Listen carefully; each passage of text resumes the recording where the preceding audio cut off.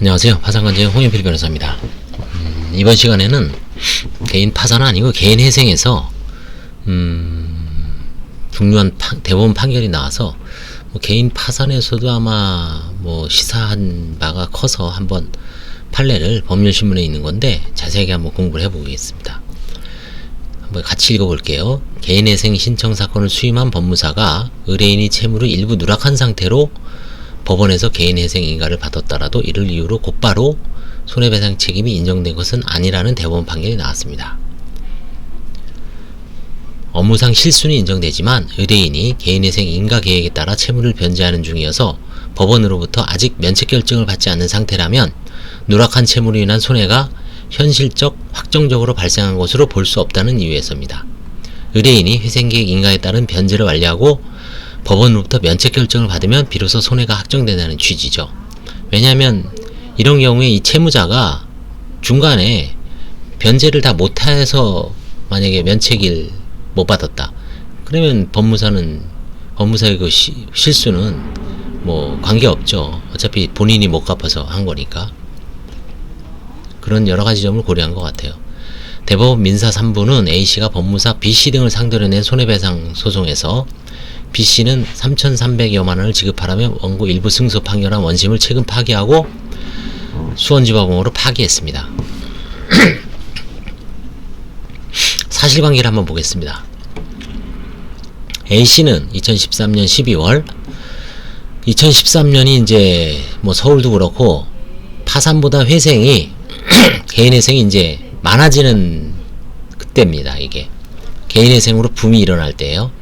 2013년 12월 법원에 개인회생을 신청하기에 서류 작성 제출 등을 법무사 B씨에게 유임했죠. B씨는 직원 C에게 이 일을 처리하도록 했다. 사무장이죠.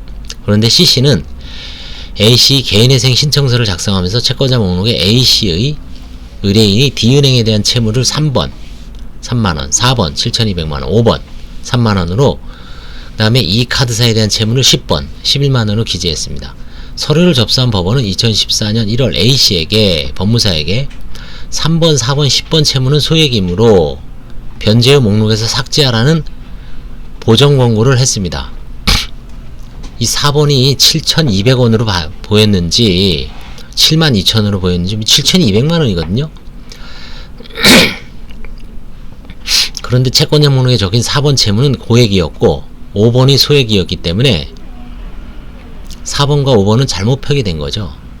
4번과 5번. 그죠? 그러니까 3번과 5번. 그죠? 3번과 5번. 이거 4번을 잘못한 거죠. 자, 그러면 이럴 때는 그 일을 하는 직원은 그냥 가만히 있지 말고 법원 회생위원 내지 회생위원 보조인, 회생위원들한테 한번 직접 전화를 걸어서 거들지 않으면 찾아가서 이거 잘못된 거 아니냐, 실수입니다 해서 뭔가 재보정 명령을 받거나 했어야 되는데 이상하지 않아요? 그쵸? 고지고대로 하는 게. 아니면 진짜 3번 5번을 소액이니까 그 취지대로 3번 5번 10번을 삭제하면 되는데, 그래서 C씨는 여기서 C씨가 이제 사무장이죠.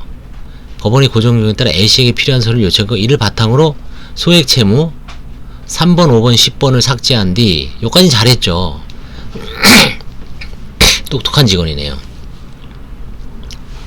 이렇게 일을 3번, 5번, 10번을 삭제한 뒤 수정된 채권자 목록을 법원에 제출했는데 실수로 이게 문제네요. 고액 채무인 4번까지 삭제해버렸습니다. 7,200까지. 참. 법원은 수정된 채권자 목록을 토대로 A씨에 대한 개인회생 절차 개시 결정을 했는데 인가된 변제 계획은 3번, 5번, 10번 뿐만 아니라 5기로 삭제된 4번까지 삭제됐습니다. 그럼 인가 변경 결정은 안 되나요? 이거 될 것 같은데. 명백한 오류인데, 그쵸? 여기서도 얼마든지 다시 되돌아갈 수 있었을 텐데 참 고집스럽게 갔네요. 결국 2015년 3월 A씨 개인회생 채권액은 1억 9,300만원으로 확정됐고 그는 5년간 매월 70만원씩 4,200만원, 채무 원금의 21%를 변제하기로 하는 회생 계획안이 통과됐습니다. 한편 D은행은 2016년 11월 A씨에게 채무 7,200만원에 대한 변제를 독촉했고 뒤늦게 해당 채무가 채권자 목록에서 삭제됐음을 알게 된 A씨는 B씨 등이 업무상 과실로 개인회생 절차 채권자 목록에서 채무가 누락됐고 이에 따라 7,200만원의 손해를 입었다며 손해배상 소송을 냈습니다. 글쎄 이게 손해배상 소송을 낼 수도 있겠지만 다시 제도의 회생이 가능하잖아요. 그쵸? 그리고 제도의 회생이 가능하면 그동안 꼬라박은 돈 만약에 이제 10번 내다가 10번 내면 얼마입니까? 700이죠. 그럼 700만원만 부담시키면 되죠. 사실 그 법무사한테. 대법원은 B씨 등이 주의의무를 게을리한 과실을 인정했습니다. 다만 A씨가 인가계획에 따라 변제를 아직 마치지 못했고 법원으로부터 면책 결정을 받지는 않은 상태이기 때문에 손해가 아직 확정되지 않다고 봤습니다. 의뢰인은 잘못된 인가계획 폐지하고 새로운 인가결정 받을 수도 있죠. 그다음에 대법원은 B씨와 C씨는 직무처리와 관련해 A씨에게 적절한 설명 내지 조언할 의무가 있다며 B씨 등은 법원의 고정권과 오기인지 소액의 채무가 아님에도 삭제 필요성이 있는지에 대해 확인하거나 이를 A씨에게 설명해서 적절히 보정하도록 조언했어야 하겠죠. 그쵸? 이게 법원하고 이제 뭔가 근데 잘하다가 3번, 5번, 10번 하다가 4번을 어떻게 실수로 컴퓨터 컨트롤 컨트롤 뭐죠? 삭제가? 컨트롤 D인가요? 컨트롤 딜리트인가요? 뭐 조작을 잘못할 수도 있지만 마지막으로 확인했어야 되는데요. 하지만 손해배상 여부에 대해서는 개인회생 절차에서 채무자의 위임에 따라 개인회생 채권자 목록을 작성한 법무사의 과실로 일부 채무가 누락된 상태로 개인회생 채권자 목록이 제출되고 그에 따라 작성된 변제계획을 인가하는 결정이 있다는 사정만으로는 그 즉시 위임인인 채무자의 손해가 발생한다고 할 수는 없다고 판단했습니다. 대법원은 향후 채무자가 변제계획을 완료하고 법원으로부터 면책 결정을 받아 채무를 면책받으면 비로소 손해가 현실적 확정적으로 발생한다며 이때 채무자의 손해는 면책 결정 이후 변제계획에서 누락된 채무라고 했습니다. 이어 채무가 누락된 상태로 인가된 변제계획에 따라 A씨가 월 70여만원을 변제하고 있더라도 A씨에 대한 법원의 면책 결정이 없나 권리변경 효력은 없다면서 A씨 총 채무액은 B씨 과실로 채무가 누락된 변제계획이 인가되기 전과 인가 후에도 동일하고 재산 상태도 차이가 없다고 지적했습니다. 또 A씨는 당시 변제계획에 따라 변제를 수행하고 있었을 뿐 회생법원으로부터 면책 결정을 받기 전이므로 아직 손해가 현실적 확정적으로 발생했다고 볼 수 없습니다. 우리나라 손해배상법상 손해는 현실적 확정적으로 발생해야 합니다. 대법원 법무사 패소 원심 파기. 대법원은 A씨가 스스로 잘못된 인가계획을 폐지하고 그쵸 새로운 변제계획을 받을 수 있음에도 이를 간과하고 소송을 낸 점도 지적했죠. 자기가 새로 해야죠. 그쵸? 이걸 법무사한테 꼬투리 잡아서 그 7,200만원을 토해내라 하는 게 말이 안 되죠. 다만 만약에 이제 본인이 10번을 내면 그 10번 낸 돈은 다 도루묵이 되잖아요. 그럼 그 돈은 토해내라고 할 수는 있죠. 그게 손해죠, 사실은. 어떻게 보면. 그 다음에 이제, 그쵸, 그게 손해죠. 대법원은 경위가 어떠하든 채무가 일부 누락되었으니 발견되면 채무자 스스로 개인회생 절차 폐지를 신청해 폐지 결정을 받은 다음 개인회생 절차 개시 신청을 할 수 있다며 이때 채무자는 누락됐던 채무까지 포함한 전체 채무에 관해 변제계획을 작성하고 인가결정을 받을 수 있죠. 이어 A씨는 누락된 채무까지 포함한 전체 채무에 대해 변제계획 인가결정을 받고 변제계획을 수행할 수 있었음에도 개인 사정을 이유로 해당 절차를 이용하지 않고 소송을 제기했다며 원심은 이와 같은 사정을 고려해 피고들의 손해배상 책임을 참작할 여지가 있는지 고려했어야 되고 판시했습니다. 앞서 1심은 A씨는 B씨 등에게 서면 작성 및 제출 등만 위임했으므로 A씨에게도 서면 등의 확인 의무가 있다며 A씨는 회생인가 결정이 나기 전에 7,200만원의 채무를 포함시키는 내용으로 변제계획을 수정해 채무를 감면받을 수 있었음에도 이와 같은 조치를 취하지 않았다면서 원고 패소 판결했습니다. 이게 1심이 이제 대법원은 1심 손을 들어준 거죠.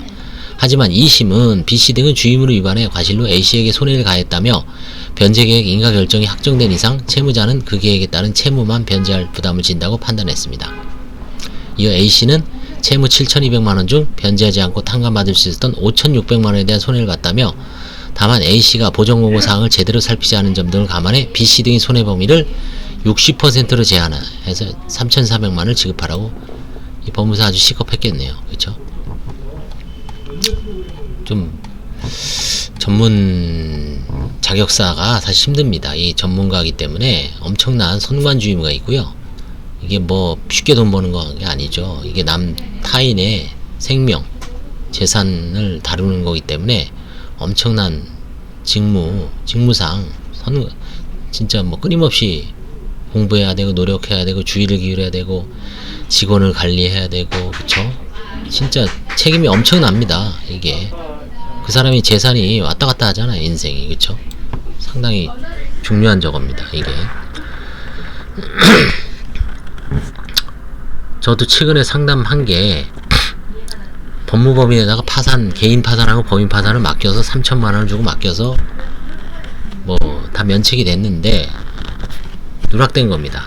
신용보증기 5억 4천이 개인 파산에서.